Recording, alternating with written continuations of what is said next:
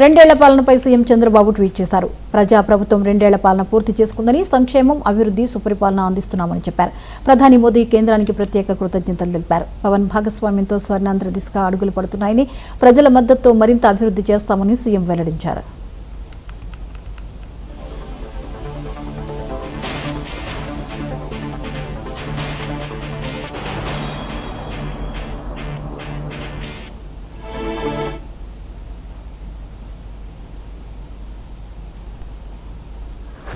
వేదికకు ఎడమ వైపున లేడీస్ చాలా మంది మహిళలు నుంచి ఉన్నారు.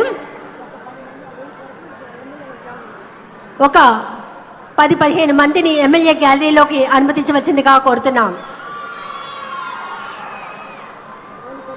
పోలీస్ వారికి విజ్ఞప్తి, 15 మంది మహిళలను ఎమ్మెల్యే గ్యాలరీలోకి, వేదికకు లెఫ్ట్ సైడ్ ఉన్నటువంటి మహిళలను 15 మందిని ఎమ్మెల్యే గ్యాలరీలోకి అనుమతించవలసిందిగా కోరుతున్నాం.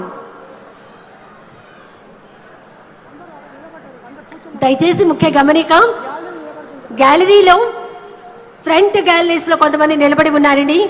సుదూర ప్రాంతాల నుంచి ఈనాటి విజయోత్సవ సభకు విచ్చేసిన వారు ఎంతో మంది, చాలా మంది వెనక కూర్చుని ఉన్నారు. మీరు కనుక నుంచి ఉంటే మీ వెనక ఉన్నవారు ఈనాటి సభను వారు ఎలా వీక్షించడం జరుగుతుంది. కావున మీ అందరికీ ముఖ్య గమనిక, ప్రతి ఒక్కరూ మీ స్థానంలో కూర్చోవలసిందిగా సవినయంగా కోరుతున్నాం. దయచేసి ఎవరు లేచి నిలబడవద్దు. ప్రతి ఒక్కరూ మీ స్థానంలో కూర్చోవలసిందిగా సవినయంగా కోరుతున్నాం. మహిళలను 15 మంది మహిళలను పోలీస్ వారు ఎమ్మెల్యే గ్యాలరీలోకి అనుమతించవలసిందిగా కోరుతున్నాం.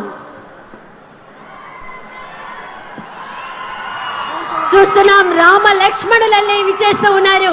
రాష్ట్ర ఉప ముఖ్యమంత్రి వర్యులు శ్రీ కొణిదెల పవన్ కళ్యాణ్ గారు, రాష్ట్ర ముఖ్యమంత్రి వర్యులు శ్రీ నారా చంద్రబాబు నాయుడు గారు. ఒకరు ప్రజల గుండెల్లో స్థానం సంపాదించిన జననేత, యువతకు స్ఫూర్తి, సేవకు ప్రతిరూపం, ప్రజా సమస్యలపై నిరంతరం పోరాడుతూ సేవా మార్గంలో ముందుకు సాగుతున్న జనసేనాని పవన్